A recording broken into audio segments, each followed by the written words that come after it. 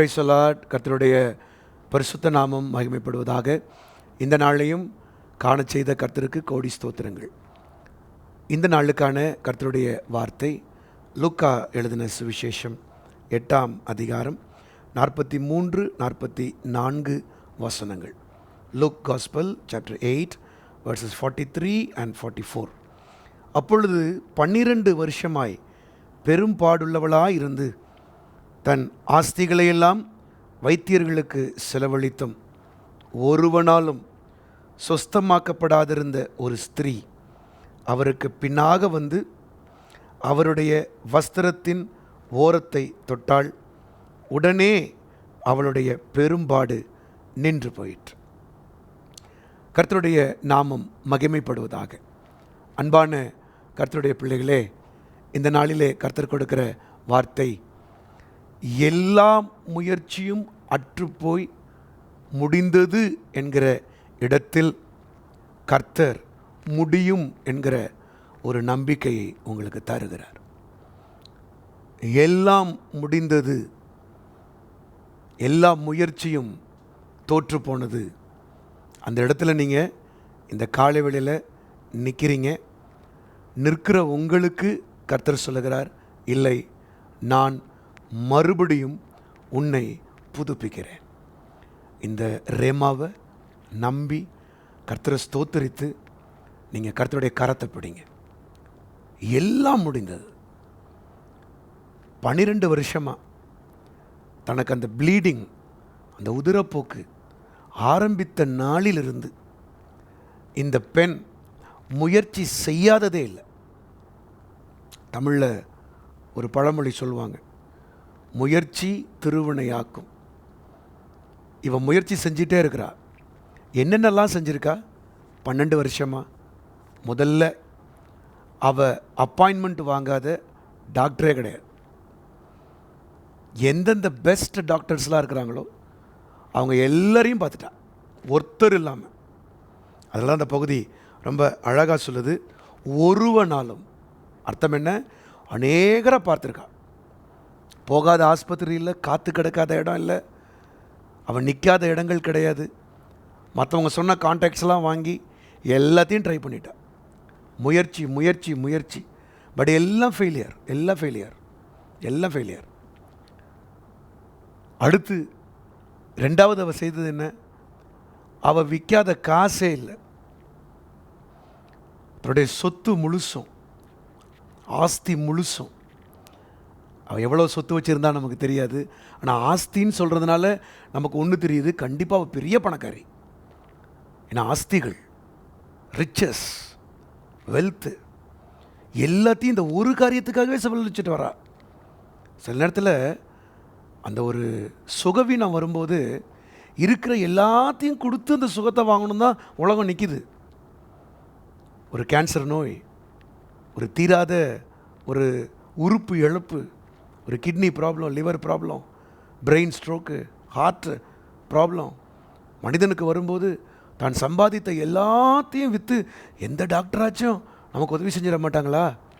இந்த காலை வேளையில் அப்படி யாராச்சும் செஞ்சிட்டுமே, கர்த்தர் இவர் மூலமாக அவர் மூலமாக அப்படின்னு நீங்கள் யோசிச்சுட்டு இருக்கீங்களா? உங்களுக்கு தான் கர்த்தர் பேசிகிட்டு இருக்கிறார். எல்லாவற்றையும் விற்று, சரி விற்றாச்சும் பிரயோஜனம் இருக்கா? விற்றும் பிரயோஜனம் இல்லை, எல்லாம் ஃபெயிலியர். மருந்தாக சாப்பிட்டது தான் மிச்சம், உடம்பு கெட்டு போனது தான் மிச்சம். இன்றைக்கி பாருங்கள், மருந்துகளின் உலகம். மாற்றி மாற்றி டாக்டர் கொடுத்துட்டே இருப்பார். எந்த மருந்து மாத்திரை சாப்பிட்டாலும் சரியாக போகணும்னா மறுபடியும் மாற்றிட்டே இருப்பார். இந்த மருந்து மனிதனுடைய மற்ற உறுப்புகளை அது இழக்க வைக்குது. எல்லாம் தோற்று போச்சு. அவள் பார்க்காத டாக்டர் எல்லாத்தையும் பார்த்துட்டா. செலவழிக்காத சொத்து எல்லாத்தையும் விற்றுட்டா. எல்லாம் எல்லாம் எல்லாம். நாவ் அவளுக்கு ஒரே ஒரு முயற்சி, லெட் மீ ட்ரை ஜீசஸ். இயேசுவை நான் ட்ரை பண்ணட்டும். அது யாரும் சொன்னாங்களா, இல்லை அவளாக பார்த்தாலா நமக்கு தெரியாது. அதில் நேராக போகிறதுக்கெலாம் ஒரு தைரியம் இல்லை. ஆனால் ஒன்று அவளுக்குள்ளே இருந்தது, வஸ்திர தொங்கல், இயேசுவின் வஸ்திர தொங்கல். அதை முழுசுலாம் பிடிக்க எனக்கு தகுதி இல்லை, ஓரமாக நான் பிடிக்கட்டும். இதை பிடிச்சி நடந்தால் நடக்கட்டும், நடக்கலையா அவ்வளோதான், எல்லாம் முடிஞ்சது.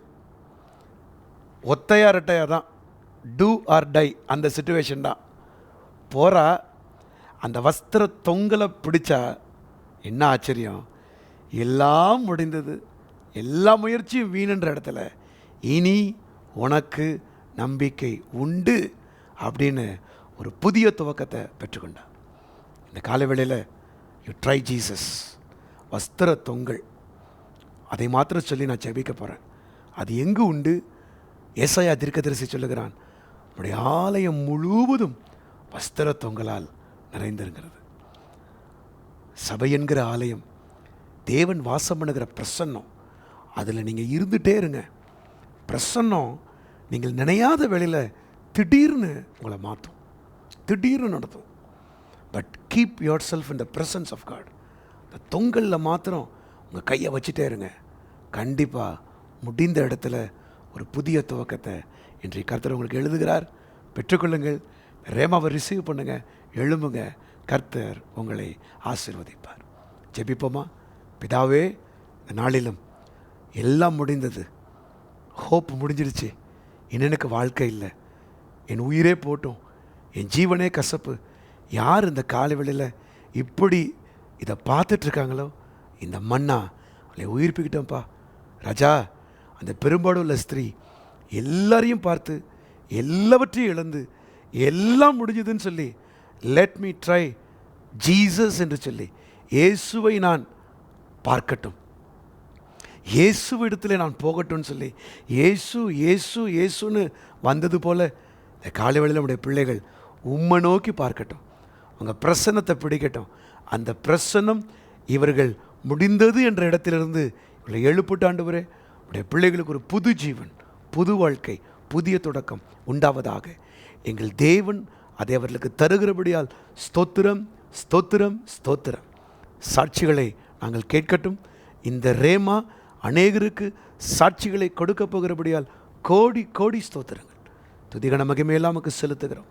இயேசுவின் நாமத்தில் கேட்டுக்கொள்கிறோம் நல்ல பிதாவே. அமேன், அமேன், அமேன். God bless you. கர்த்தர் உங்களுக்கு ஒரு துவக்கத்தை தருவாராக. ஆமென்.